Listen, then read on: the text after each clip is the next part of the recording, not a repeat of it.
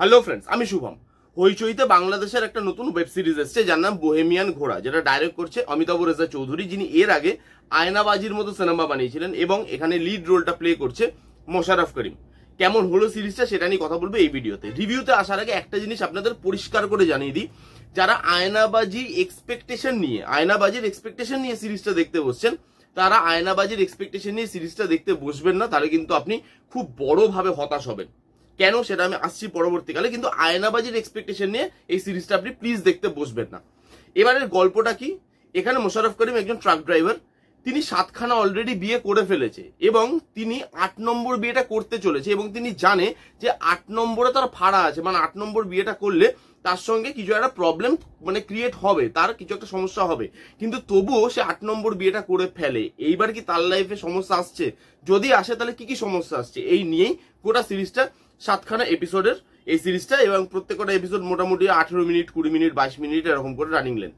এবার যদি এই সিরিজটার মধ্যে আসি পজিটিভ দিক, নেগেটিভ দিক, দেখুন এইটা যে অমিতাভ রেজা চৌধুরীর কন্টেন্ট, এটা না দেখতে দেখতে আপনার একবারও ফিল হবে না। উনি যে আগে আয়নাবাজি বানিয়েছেন সেই ফিলটা আপনি পাবেনই না এখানে। হ্যাঁ মানছি তিনি তার জনরা থেকে সরে এসছে, ওটা একটা থ্রিলার জনরার সিনেমা, এটা একটা কমেডি জনরার একটা ওয়েব সিরিজ, দুটো জনরা আলাদা, দুটো ট্রিটমেন্ট আলাদা, ঠিক আছে, কিন্তু তবু একটা ডাইরেক্টরের নিজস্বতা থাকে তো কিছু, সেইগুলো না তার ছবিতে বারবার করে ফিরে আসে। এবার সেই জিনিসগুলো আপনি কিছুই অমিতাভ রেজা চৌধুরীর কোনো টাচই এই সিরিজে পাবেন না।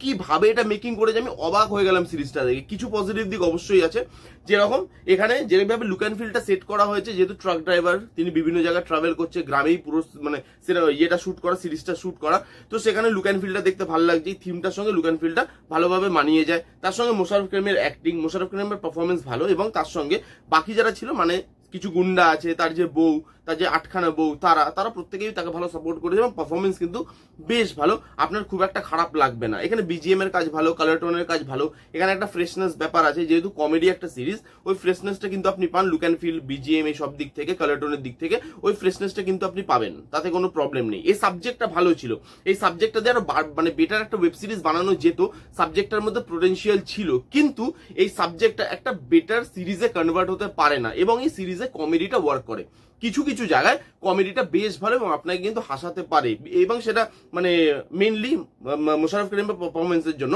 তো মোশাররফ করিম কমেডিতেও ভালো এবং কমেডি জায়গাগুলো মোশাররফ করিমের জন্য পুল অফ হয়ে যায়। এবার আসি নেগেটিভ দিকে। দেখুন, যখন আমি কোনো কমেডি সিরিজ বা সিনেমা দেখতে বসি, আমি খুব একটা সেন্স বা লজিক পাবো এই ভেবে দেখতে বসি না, কারণ কমেডি সিনেমাতে খুব একটা সেন্স বা লজিক কিন্তু থাকে না। এবার এখানেও সেই সেন্স বা লজিকের অভাব, কিন্তু সেটা একটা সার্টেন টাইম অবধি সহ্য করা যায়।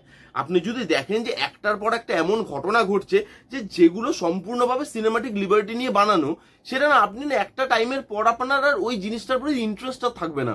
এখানে যেভাবে সাবজেক্টটাকে দেখানো হয়েছে, যেভাবে টুইস্ট অ্যান্ড টার্নস গুলো আনা হয়েছে, সেগুলো খুব ম্যাজিকের মতো হয়ে যায়। এখানে না জিনিসগুলো ওই গল্পের গরু গাছে উঠতে থেকেছে, গাছ শেষ হয়ে গেছে কিন্তু গরু উঠেই যাচ্ছে ওপরে, তার ওঠার আর কোনো শেষ নেই।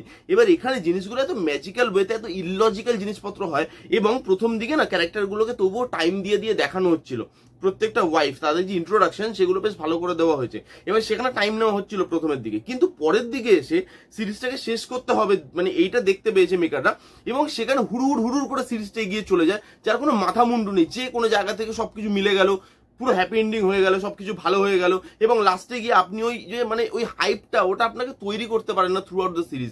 কোনো জায়গায় আপনি ওই ইন্টারেস্টটা হোল্ড করে রাখতে পারবেন না। কিছু কিছু জায়গায় ইন্টারেস্ট হোল্ড হয়, কিছু কিছু জায়গায় এরকম হুক মোমেন্ট আছে এপিসোডের পরে, সেখানে আপনি ইন্টারেস্ট ফিল করছেন, কিন্তু পরবর্তীকালে সেই ইন্টারেস্টটা লুজ হয়ে যাচ্ছে। এর ট্রিটমেন্টটা ভালো হয়নি, এর যে স্টোরি টেলিংটা সেটা ভালো হয়নি, লেখাটা ভালো হয়নি প্রপারলি, এবং এখানে যেভাবে তাড়াহুড়ো করে জিনিসগুলো শেষ করা হয়েছে, ম্যাজিকের মতো কিছু জিনিসপত্র হয়ে যাচ্ছে, এত সিনেমাটিক লিবার্টি নিয়ে নিয়েছে, এবং সেন্সার লজিকের থেকে সিরিজটা এতটা দূরে চলে গেছে যে আপনার দেখতে দেখতে মনে হবে আচ্ছা ভাই আমি তো এবার রেজাল্ট জানি, এবার যাই প্রবলেম আসুক সবকিছু সলিউশন হয়ে যাবে, সবকিছু এমনি ঠিক হয়ে যাবে, মোশাররফ করিমকে তার জন্য খুব একটা বেশি স্ট্রাগল করতে হবে না।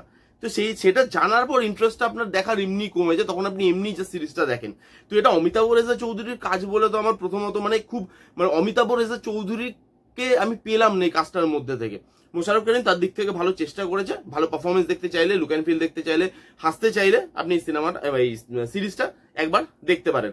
হ্যাঁ, ফ্যামিলির সাথে কতটা দেখা যাবে সেই বিষয়ে আমি কিন্তু কোনো গ্যারান্টি দিতে পারবো না, কারণ এখানে অ্যাডাল্ট সিনস এরকম নেই, কিন্তু এখানে স্ল্যাংস প্রচুর আছে এবং মানে একদম যেটাকে বলি না আমরা বাংলা ভাষায় কাঁচা কিস্তি, তো এখানে স্ল্যাংস আছে, তো সেইটা বুঝে আপনারা দেখবেন ফ্যামিলির সাথে।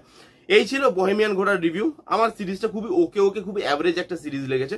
আপনারা দেখুন, আপনারা জানান আপনাদের কি মতামত এই সিরিজটাকে নিয়ে। কেমন লাগলো রিভিউটা জানাতে ভুলবেন না। ভালো লাগলো please give it a Thums up, like করবেন, কমেন্ট করবেন, শেয়ার করবেন, চ্যানেলটাকে মাস্ট সাবস্ক্রাইব করবেন। দেখা হচ্ছে নেক্সট কোনো ভিডিওতে, ততক্ষণ bye bye, take care and be safe.